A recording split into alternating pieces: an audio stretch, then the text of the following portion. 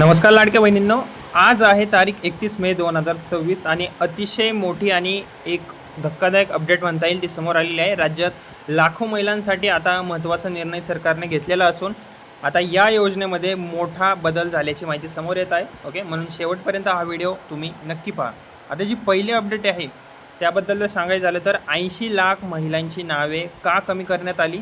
Okay, आता यामध्ये 80 लाख महिलांची जी नावे आहेत ती कमी करण्यात आलेली आहेत। ओके, आणि तसेच KYC बद्दल सरकारचा मोठा निर्णय काय झालेला आहे, नवीन अर्ज बंद होणार आहेत का, पैसे अडकण्यामागचे कारण काय आहेत। ओके, आणि पुढील हप्ता कोणाकोणाला मिळणार। ओके, या सर्व गोष्टींविषयी आज आपण या व्हिडिओमध्ये चर्चा करणार आहोत। ओके, आता जी पहिली अपडेट आहे त्याबद्दल जर सांगायचं झालं तर राज्य सरकारने लाडकी बहीण योजनेअंतर्गत मोठी पडताळणी मोहीम आता सुरू केलेली आहे आणि या पडताळणीमध्ये महिलांची KYC असेल, आधार लिंकिंग, बँक खाते आणि पात्रतेची तपासणी आता करण्यात आलेली आहे।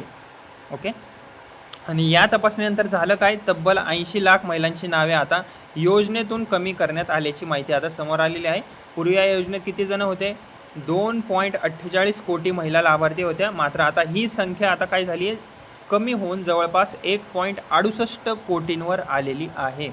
ओके, तसेच आता सरकारच्या माहितीनुसार अनेक महिलांनी वारंवार संधी देऊनही त्यांनी KYC पूर्ण केली नव्हती। ओके, तर काही महिला या योजनेच्या पात्रतेमध्येच बसत नव्हत्या, म्हणजे ते सरकारी कर्मचारी असतील किंवा त्यांचं उत्पन्न जास्त असेल। ओके, तरीसुद्धा त्यांनी या योजनेचा लाभ घेतला, पण आता त्यांना या योजनेतून वगळण्याचं काम सरकारने चालू केलेलं आहे। ओके, त्यामुळे अशा महिलांना अपात्र घोषित करण्यात आलेले आहे। ओके, तर लाडक्या बहिणींनो, ही बातमी समोर आल्यानंतर राज्यभरात आता मोठी चर्चा सुरू झालेली आहे। ओके, तसेच आता अनेक महिलांमध्ये चिंता निर्माण झाली असून आता पुढे काय होणार याकडे सर्वांचे लक्ष लागलेले आहे। सरकारने स्पष्ट सांगितले आहे की केवळ पात्र महिलांनाच या योजनेचा लाभ दिला जाणार आहे, म्हणजे ज्या महिलेचं उत्पन्न कमी असेल, ओके, ज्या महिलांना खरंच गरज असेल, त्या महाराष्ट्रातील असतील, अशा महिलांना या योजनेचा लाभ मिळणार आहे। ओके, त्यामुळे ज्या महिलांनी अजून KYC पूर्ण केलेली नाही त्यांनी तात्काळ प्रक्रिया पूर्ण करून घ्यावी। ओके, तसेच आधार कार्ड बँक खात्याशी लिंक असणे खूप गरजेचे आहे। ओके, जर नसेल तर करून घ्या। तसेच NPCI मॅपिंग आणि DBT ॲक्टिव्ह असणे देखील आवश्यक असल्याचे सांगितले जात आहे।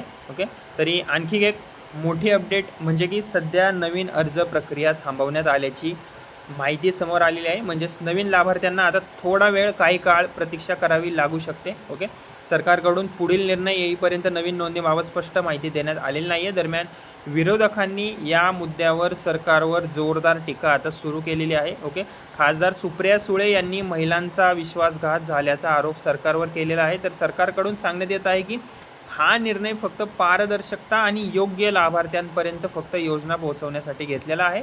ओके, तर लाडक्या बहिणींनो, अनेक महिलांचे पैसे अजूनही अडकले असल्याच्या तक्रारी समोर येत आहेत, कारण की कसं झाले माहिती आहे का, मार्च आणि एप्रिलचे पैसे खूप साऱ्या महिलांना मिळालेले आहेत। ओके, दोन्ही हप्ता, पण खूप साऱ्या महिलांची ज्यांचं KYC कंप्लीट आहे, सगळ्या गोष्टी आहेत, तरी त्यांना पैसे मिळालेले नाही आहेत। ओके, अशा ज्या महिला असतील त्यांचं KYC कंप्लीट आहे, त्यांच्यापर्यंत जर हा व्हिडिओ पोहोचला असेल तर त्यांनी काय करा, माझ्या चॅनलला सबस्क्राईब करा आणि त्याच्यानंतर कमेंटमध्ये लिहा की आम्ही KYC करूनसुद्धा आम्हाला पैसे आलेले नाही आहेत, आणि तुमच्या जिल्ह्याचं नाव लिहायला विसरू नका। ओके, आता Aadhaar seeding error, bank mapping pending आणि KYC अपूर्ण असणे ही प्रमुख कारणे सांगितली जातात या योजनेतून बाहेर काढल्याची। ओके, ज्या महिलांना या योजनेतून बाहेर काढलेलं आहे त्यामागची ही कारणं आहेत, Aadhaar seeding error, bank mapping pending, KYC अपूर्ण असणे ही प्रमुख कारणे आहेत। ओके, त्यामुळे सर्व महिलांनी आपले बँक खाते आणि आधार लिंक स्थिती त्वरित तपासून घ्यावी। ओके, असंच मी सांगेल तुम्हाला। जर तुमचा हप्ता आला नसेल तर तुम्ही काय करा, जवळच्या CSC सेंटर किंवा संबंधित कार्यालय तुम्ही संपर्क साधू शकता।